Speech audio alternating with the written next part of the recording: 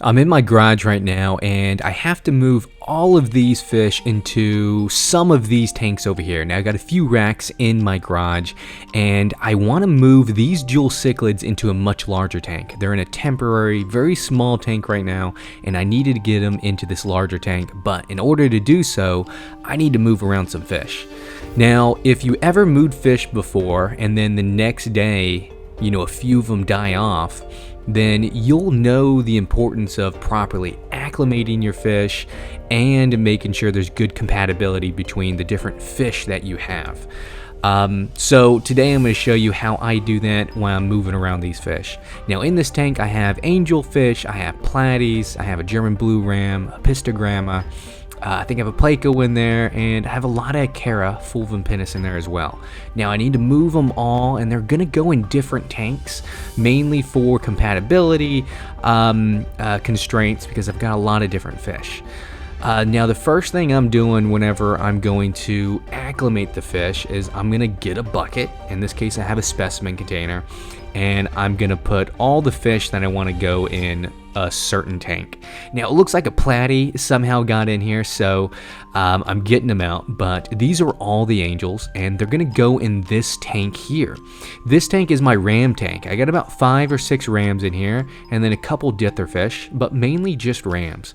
And rams in my experience pair very well with angels. I haven't had any issues and I had tons of rams and angels pair together, but as far as acclimation goes, what I like to do is drip acclimation, right? You get an airline tubing and you have a little valve nozzle at the bottom that allows you to control the speed, and then you just drip for 10, 15, 20 minutes. And then once that's done, they're acclimated to pH, to temperature, to all the other water parameters that may be different. And that way it's more seamless and they adapt a whole lot better.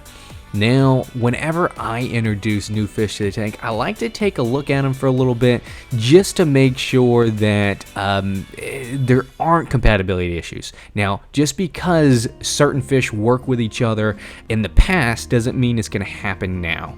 And so although I know they're going to go well together, it's still good to take a look just to see how they're interacting, make sure there's no one getting bullied or anything like that. Up next we have our platies, and these are going into a different 40-gallon tank.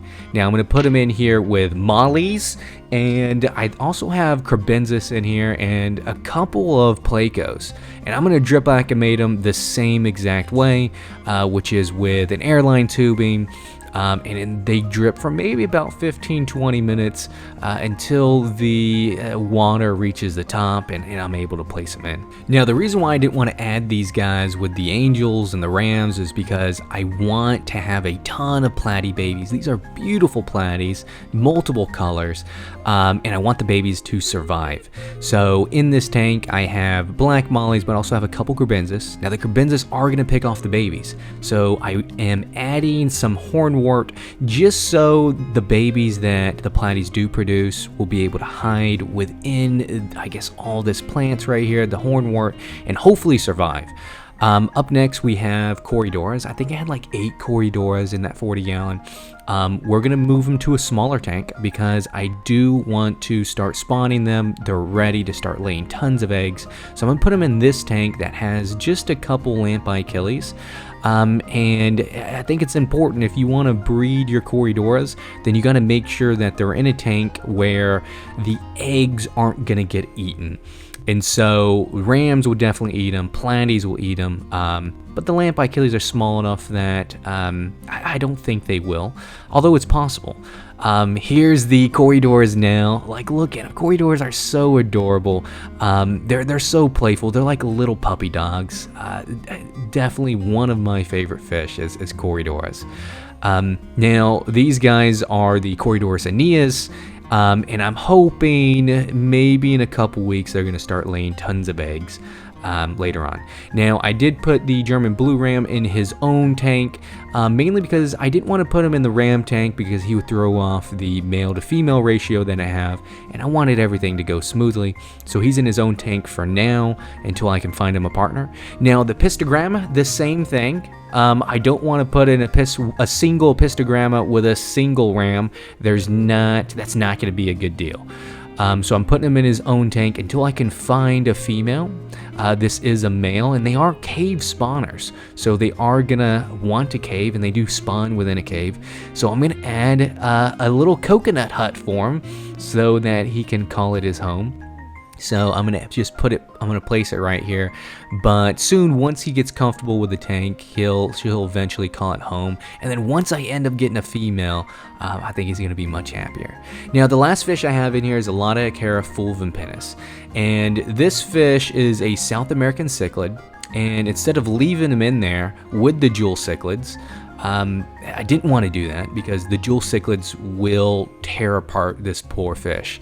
Now, while they're both cichlids, they have very different temperaments. The Lotacara is much more mild than the jewel cichlids.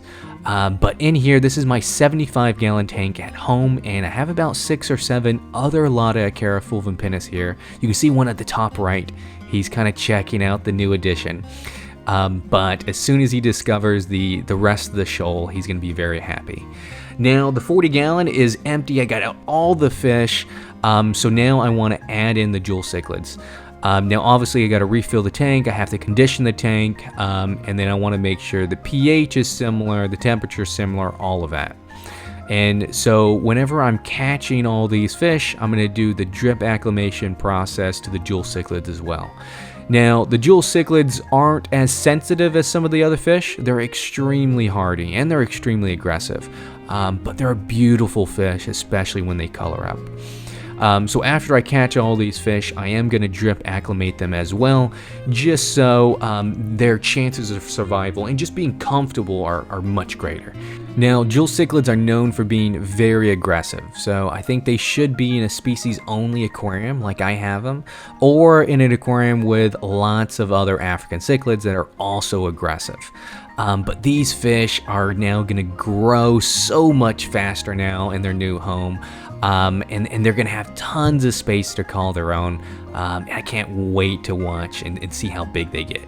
Now, an interesting fact about jewel cichlids is that in the wild, they can grow to about 10 or 12 inches. But in captivity, in your aquarium, they'll probably only grow between 4 and 6 inches.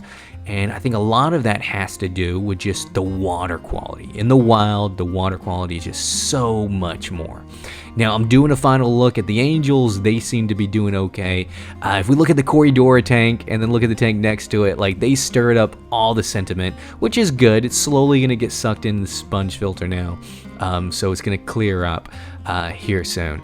Now, the platies are also looking pretty good. They seem to be hanging out and not getting picked on. I don't see them gasping for air. So I think we set everything up properly, and hopefully we'll have tons of babies soon. So I hope you guys learned a few things as I'm doing a few chores in the fish room, and I'll see you guys next time.